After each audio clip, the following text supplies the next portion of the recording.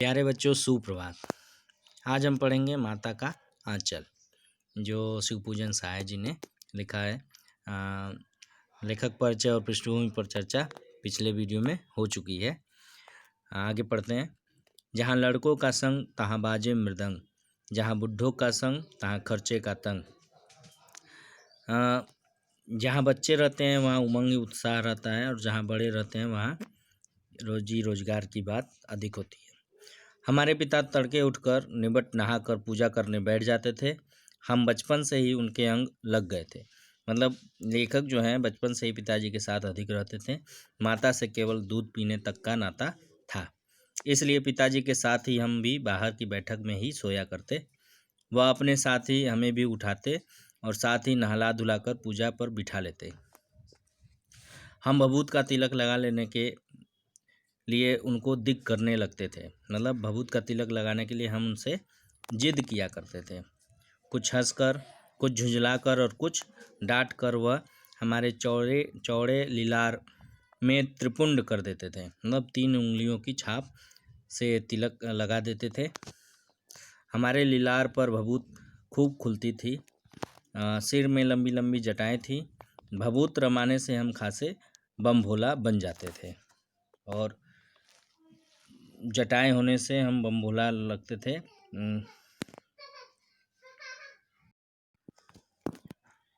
पिताजी हमें बड़े प्यार से भोलानाथ कहकर पुकारा करते, पर असल में हमारा नाम था तारकेश्वर नाथ। हम भी उनको बाबूजी कहकर पुकारा करते और माता को मैया। जब बाबूजी रामायण का पाठ करते तब हम उनके बगल में बैठे बैठे आईने में अपना मुंह निहारा करते थे। जब वह हमारी ओर देखते तब हम कुछ लजाकर और कुछ मुस्कुराकर आईना नीचे रख देते थे। वह भी मुस्कुरा पड़ते थे। पूजा पाठ कर चुकने के बाद वह राम राम लिखने लगते। उनकी एक रामनामा बही पर 1000 राम नाम लिखकर वह उसे पाठ करने की पोथी के साथ बांधकर रख देते, और फिर 500 बार कागज के छोटे छोटे टुकड़ों पर राम नाम लिखकर आटे की गोलियों में लपेटते और उन गोलियों को लेकर गंगा जी की ओर चल पड़ते थे। उस समय भी हम उनके कंधे पर विराजमान रहते थे। जब वह गंगा में एक एक आटे की गोलियां फेंक कर मछलियों को खिलाने लगते तब भी हम उनके कंधे पर ही बैठे बैठे हंसा करते थे। जब हम मछलियों को चारा देकर घर की ओर लौटने लगते तब बीच रास्ते में झुके हुए पेड़ों की डालों पर हमें बिठाकर झूला झुलाते थे।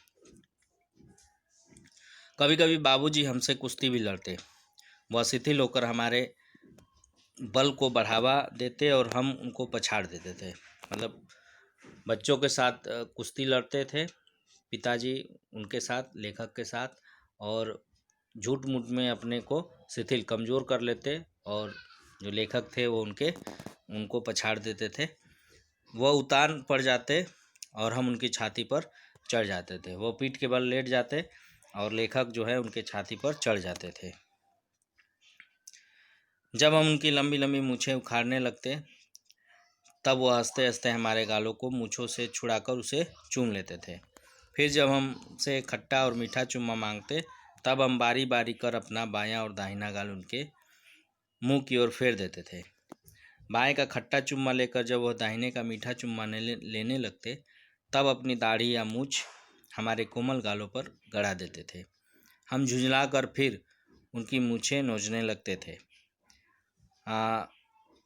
इस पर वह बनावटी रोने लगते और हम अलग खड़े खड़े खिलखिलाकर हंसने लग जाते थे। उनके साथ हंसते हंसते जब हम घर आते तब उनके साथ ही हम भी चौक पर खाना खाने बैठते थे। वह हमें अपने ही हाथ से फूल के एक कटोरे में गोरस और भात सान कर खिलाते थे। गाय का दूध और भात चावल। जब हम खाकर अफर जाते तब मैया थोड़ा और खिलाने के लिए हट करती। जब हम खाकर अफर जाते यानी ज़्यादा खा लेने के बाद हम नहीं खाते तब मैया हट करती कि नहीं, इसको और खिलाना है। वह बाबूजी से कहने लगती, आप तो 4-4 दाने के कौर बच्चे के मुंह में देते जाते हैं। और कई बार खाने के बाद इससे वह थोड़ा खाकर भी समझ लेता है कि वह बहुत खा ले गए हैं, और थोड़ा खाने के बाद बार बार कौर खाने के बाद उसको लगता है कि उसने बहुत खा लिया, जबकि वो दाना कम रहता है। आप खिलाने का ढंग नहीं जानते। बच्चे को भर मुंह कौर खिलाना चाहिए। जब खाएगा बड़े बड़े कौर, तब पाएगा दुनिया में ठौर। देखिए, मैं खिलाती हूँ। मर्दुए क्या जाने बच्चों को कैसे खिलाना चाहिए, और महतारी के हाथ से खाने पर बच्चों का पेट भी भरता है। यह कह वह थाली में दही भात, शांति और अलग अलग तोता, मैना, कबूतर, हंस, मोर आदि के बनावटी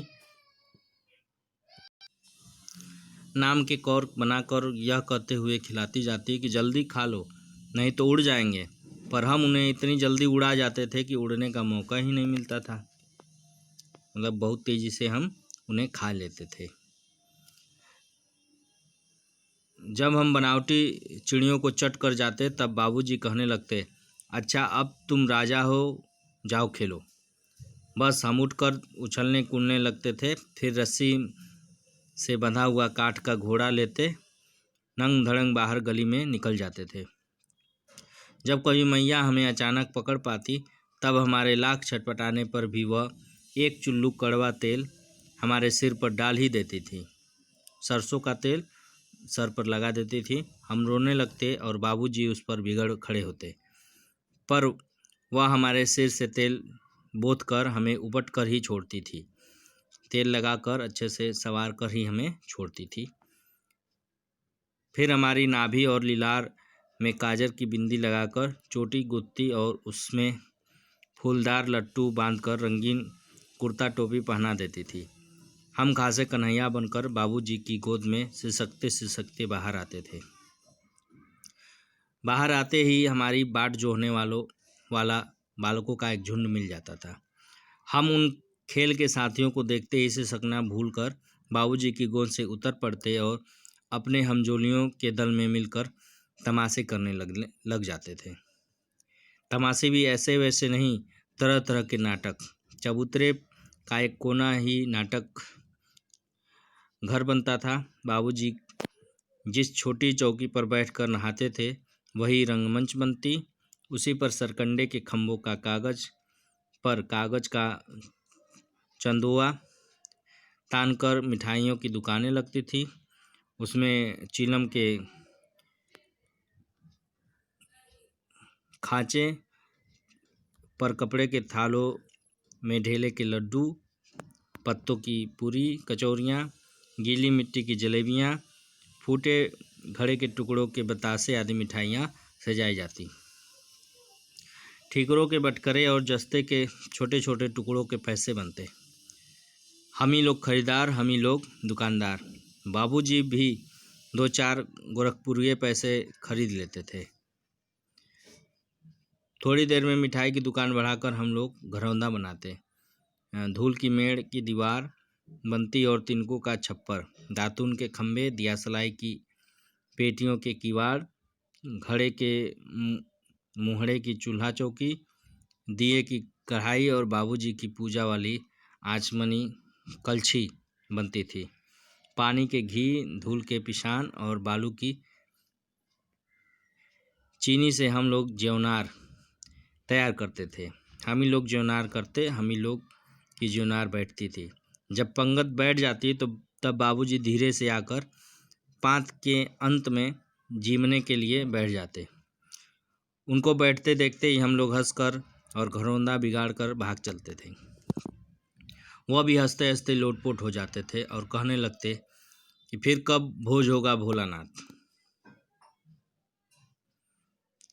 कभी कभी हम लोग बारात का भी जुलूस निकालते थे। कनस्तर पर तंबूरा बजता, अमोले को घिसकर शहनाई बजाई जाती, टूटी चूहेदानी की पालकी बनती। हम समधी बनकर बकरे पर चढ़ लेते और चबूतरे के एक कोने से चलकर बारात दूसरे कोने में जाकर दरवाजे लगती थी। वहाँ काठ की पटरियों से घिरे, गोबर से लिपे, आम और केले की टहनियों से सजाए हुए छोटे आंगन में कुल्हिए का कलसा रखा रहता।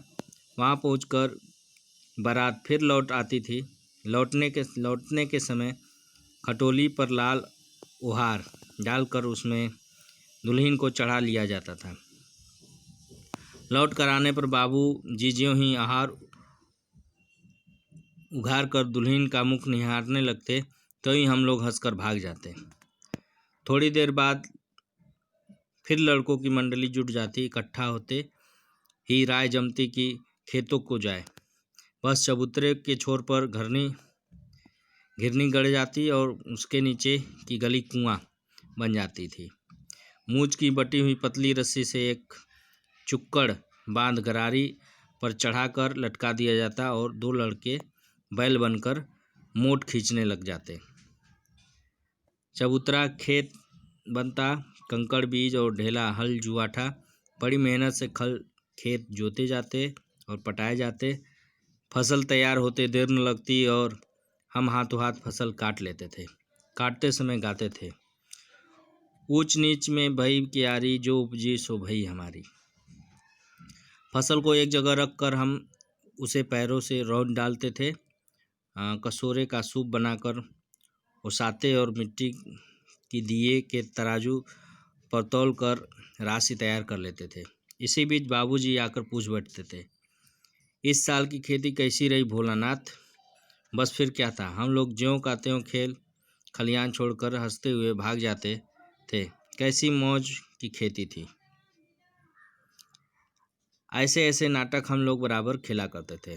बटोही भी कुछ देर ठिठक कर हम लोगों की तमाशे देख लेते थे। जब कभी हम लोग ददरी के मेले में जाने वाले आदमियों का झुंड देख पाते तब कूद कूद कर चिल्लाने लगते, चलो भैया ददरी, सत्तू पिसान की मोटरी। अगर किसी दूल्हे के आगे आगे जाती हुई वहारदार पालकी को देख पाते तब खूब जोर से चिल्लाने लगते।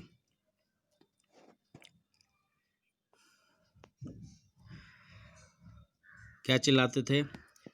रहरी में रहरी पुरान रहरी, डोला की कन्या हमार मेहरी। मतलब जो डोली में दुल्हन है, कन्या मतलब दुल्हन होता है, वो दुल्हन हमारी मेहरी मतलब पत्नी है।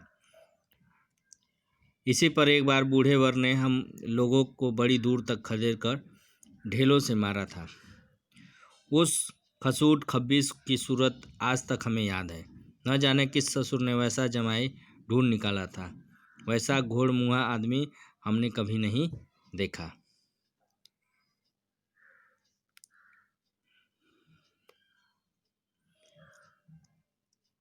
आगे अगले वीडियो में हम लोग पढ़ेंगे।